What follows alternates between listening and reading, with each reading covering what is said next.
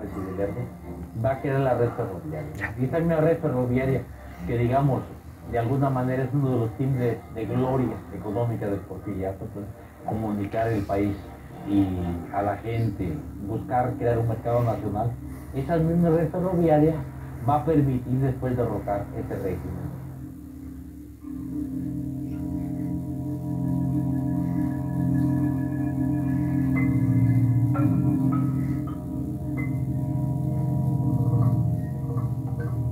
Es decir, de alguna manera la revolución va a permitir que los mexicanos se conozcan. La revolución va a permitir que la gente del norte baje hacia el sur, pues, y que la gente del sur conozca a los del norte, y que en general la gente de diferentes regiones se conozca. Pero esto, ¿por qué es posible? Por el ferrocarril. El ferrocarril permite que los yaquis bajen, que los egresos noreses bajen, que Pancho Villa baje al centro de este país, pues, ¿no? ¿Okay? Recordamos particularmente a Madero, que vino en una gira en su campaña antirreeleccionista a Veracruz. Hay relatos de cómo viajó en el ferrocarril para reunirse con muchos ciudadanos. Había un lugar importante para la agitación política. Por acá le tocó andar a los hermanos Flores Magón formando círculos de obreros. Ya en tiempos de la Revolución se viene a refugiar Carranza en 1914, poquito después de la invasión norteamericana a Veracruz. Regresa a Carranza en 1920, cuando es desconocido por los jefes revolucionarios, e intenta refugiarse nuevamente en Veracruz en un famoso tren que venía cargando el Tesoro Nacional. Cuando los detienen en el camino cerca de Apizaco, avisándoles que la vía fue saboteada, que ya no pueden continuar el viaje. Carranza viene a Veracruz confiando en que está fuerte aquí el ejército constitucionalista, que efectivamente se hizo fuerte en esta región y tenía generales muy importantes como Antonio Portas Domínguez, que controlaba el ferrocarril y toda la comunicación hacia el golfo. El problema es que a Antonio Portas lo desplazan, entran aliados de Álvaro Obregón, quienes sabotean la comunicación y no permiten el paso de Carranza. A Carranza lo obligan a hacer un viaje a caballo hacia la tierra norte de Puebla, hasta Tlaxcalantongo, donde finalmente es asesinado.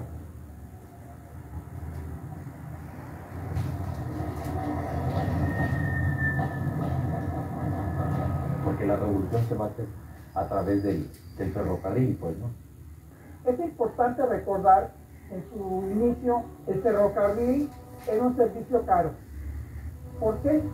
Porque había sido costeado principalmente por capitales extranjeros, hasta que en 1898 se vio que era necesario un proyecto que uniera las vías férreas bajo un manejo nacional. Decide nacionalizar los ferrocarriles del país.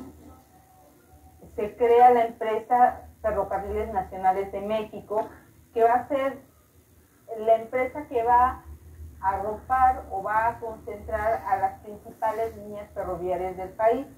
La mente de los Escandón estaba perfectamente clara que lo que había que hacer era ir parándose para tener desarrollo, recolecta de material, movimiento de personas, descarga, trasiego de ambas cosas, donde estaba el negocio y el futuro. Y ese asunto de la idea, digamos, de ser los edificios muy simples, muy sencillos, muy austeros, nada sofisticados, cambia a la hora que llega Maximiliano. Y esto ya se vuelven las estaciones del ferrocarril imperial mexicano. Y entonces todos los planos se vuelven copetes, se vuelven columnas especiales y decoradas, y se pretende dar una imagen, pues, de lo que tendría que ser la imagen de todo un monarca, ¿no? La estación tiene un estilo peculiar, con reforzamiento de cantera en sus aristas, para darle un aspecto de solidez, como los castillos medievales. Eso caracteriza algunas estaciones del ferrocarril inglés que fue el modelo que tomaron para construir estas estaciones. Eso vuelve a cambiar cuando Benito Juárez regresa al poder y se hace la Segunda República, una sola idea de arquitectura estandarizada y de arquitectura progresiva. Con esto quiero decir un cuarto que si hay necesidad se vuelven 2, que si hay necesidad se vuelven 4, si hay necesidad se vuelven 8, pero no se tumba nada. Esa es la fuerza del proyecto en la mente de los empresarios que originan el ferrocarril mexicano. La idea semilla se puede ubicar en la estación de Tejería o en la estación de Córdoba. Todas las estaciones del ferrocarril tuvieron un plan maestro original dibujado desde el principio, que no importando si fue Maximiliano, si fue Antonio Escandón, si fue Benito Juárez o fue quien fuera, se siguió. El hecho de que el tren haya llegado fue un antes y un después para toda la gente que tiene que ver con las estaciones, porque trae desarrollo económico, político, social, cultural. Empiezan a llegar muchas personas de fuera que trabajan en la construcción, en el tendido ferroviario, se establecen ya de una vez en este lugar. La estación se convierte en el corazón de la sociedad. Con el ferrocarril llegó no solo la innovación tecnológica, llegó el interés por conocer el territorio, llegaron los escritores, los paisajistas. Justo antes de terminar la subida, para llegar a Fortín, se bajaba José María Velasco, que fue un eminente pintor y paisajista mexicano, y pintó puntualmente la naturaleza, la belleza, la exuberancia de la barranca. Se llama Cañada de Metlaquí. En la literatura, bueno, se me viene a la mente El tren pasa primero, de Elena Poniatowska, La vuelta al mundo en 80 días. En la literatura, por supuesto que está, y seguramente no lo vamos a encontrar de manera aleatoria o como protagonista. El tren también es un personaje en el cine. Su primera aparición fue en La llegada del tren, filmada por los hermanos Lumière en 1886, recién inventado el cinematógrafo. Otra película sobresaliente es El tren fantasma, realizada en Orizaba en 1926 por Gabriel García Moreno, joya del cine mexicano que fue recuperada y restaurada por la Filmoteca del UNAM. Se desarrolló alrededor del ferrocarril un sistema de comida rápida. El café con leche, café con leche, café con leche. Yo me subía y me bajaba yo en Altaluz, unas picaditas.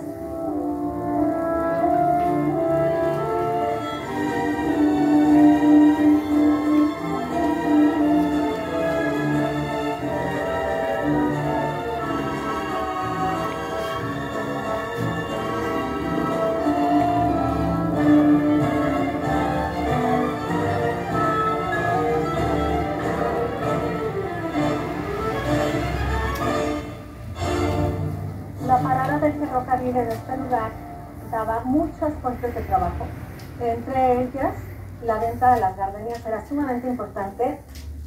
Estos tubos se vendían en el ferrocarril de la estación de Fortín de las Flores. Desde 14 años empecé a vender y con esto crié a mi hijo así, vendiendo. Los tubos de gardenia, ¿no me compra usted los tubos de gardenia? Perfume de gardenia tiene tu boca, perfume de gardenia, poder del amor.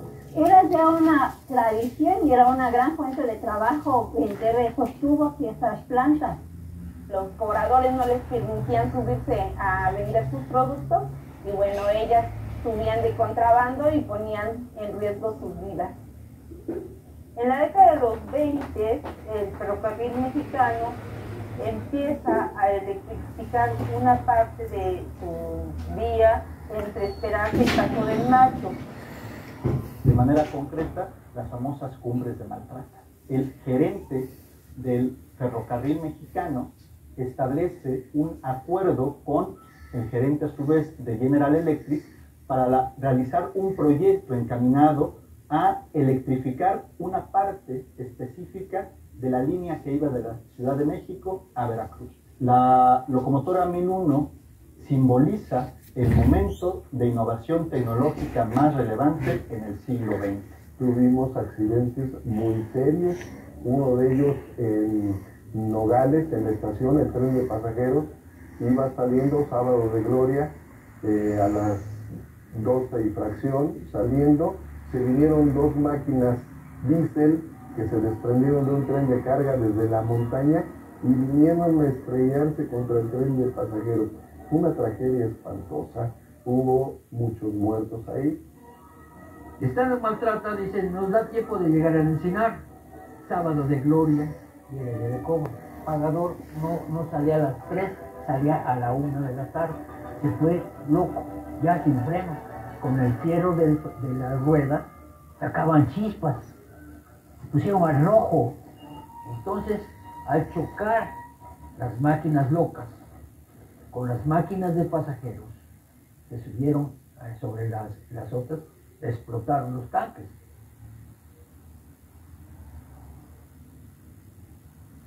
El accidente ferroviario fue en 1958, en donde el maquinista se quedó dormido en alta luz. La máquina se queda parada, funcionaba con luz. De hecho, aquí en la Casa Redonda, como es conocida, era una antigua energizadora. Al no funcionar, la estación se queda parada. Cuando llega la luz, la máquina se encarrera y no pudo frenar.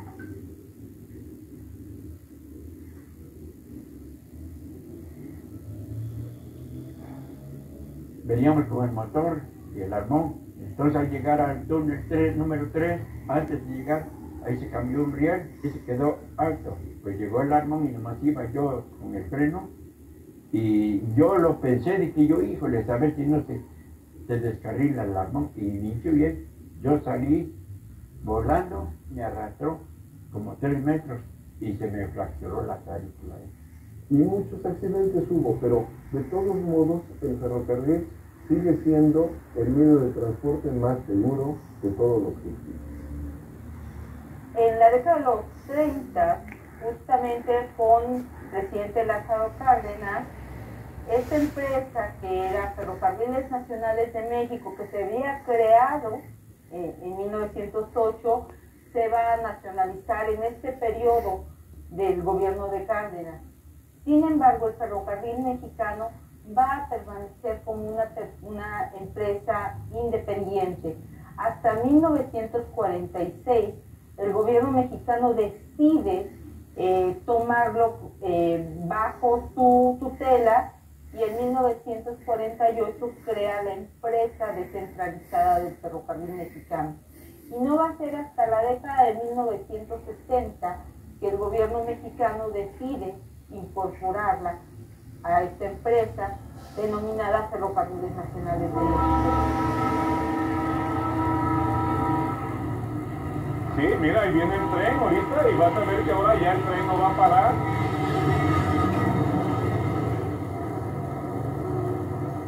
Tengo familia de ferrocarrilera por parte de mi madre y de un tío que para mí fue como mi padre también, porque me apoyó bastante, que se casó con una hermana de mi papá.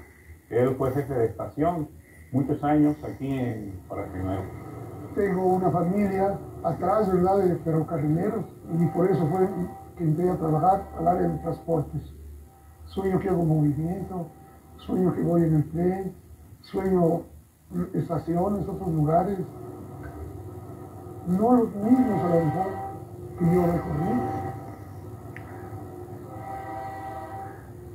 En el 50 le dije a mi padre, ¿sabes qué, papá? Yo no quiero estudiar, méteme a trabajar. Entonces mi padre era muy influyente en el sindicato de ferrocarriles, tenía 16 años. Entré como empleado mensajero en el telégrafo. Yo trabajé como guardapuentero, también trabajé para checar los trenes que venían bajando de Orizaba a Córdoba. A veces también me tocaba de trabajar de guardavía nocturno mi abuelito, que en paz descanse, que hace unos meses lo perdí, que fue del ferrocarril, y ahorita mi esposo, que está ahí también trabajando en el ferrocarril. A él lo conocí en el ferrocarril, fue amor ahí en el ferrocarril. Nunca imaginé esta vida que iba yo a llevar de que se fuera camino. Sí se extraña y es muy diferente a los que están trabajando por turnos aquí en cualquier estación. Me siento un orgullo bien bonito de que hay, o sea, no digo yo, no cualquiera maneja esa maquinota, ¿no? Y guía lo que son máquinas y guía lo que son vagones y todo eso. Y me emociona, le digo, y aunque luego él no va ahí, pero al ver un tren, ay, bueno, yo sí me emociono mucho. Sí, lo extraño un montón. El ferrocarril mexicano salía del puerto de Veracruz en la tarde-noche, llegaba aquí a Córdoba a las 8 o 9 de la noche. Nos íbamos la mayoría de veces en el Pullman porque salíamos de aquí dormidos. La parte de la aventura era, por ejemplo, mantenerse despiertos, pasar los túneles, el puente de Metlac. Había primera y había pasajero. También me tocó viajar ya en plan de aventura con amigos a Veracruz. Nos íbamos al puerto, ahí sí en los vagones de segunda o tercera, que eran con bancas de tiras de madera, llenos de gente, vendedores. Era un viaje también muy interesante. Por esos trenes yo pedía que me regalaran tren hasta que un día los reyes me trajeron unos trenes. A partir de 1993 se empieza a plantear la privatización del sistema ferroviario nacional. En 1995 el presidente Ernesto Zedillo hace la modificación al artículo 28 constitucional del sistema ferroviario y la privatización del sistema ferroviario. Y en este sentido empiezan a cerrarse los servicios de pasajeros que antes tenían Nacionales de México. Y entonces muchas de las comunidades que hacían uso del ferrocarril pues también vieron afectadas porque su comercialización de un punto a otro tan pequeño quedó fuera. Se fue el tren y quedaron como pueblos fantasmas.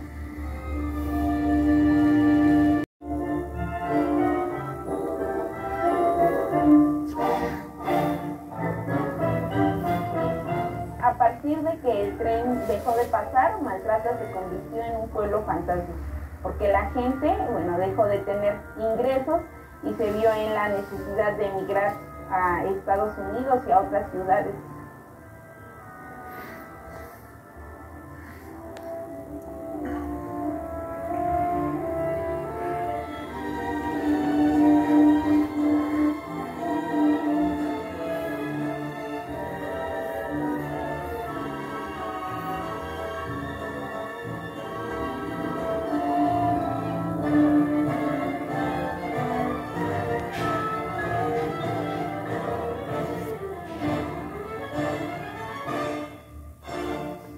Soy feliz aquí en Maltrata. Soledad Doblado fue un emporio.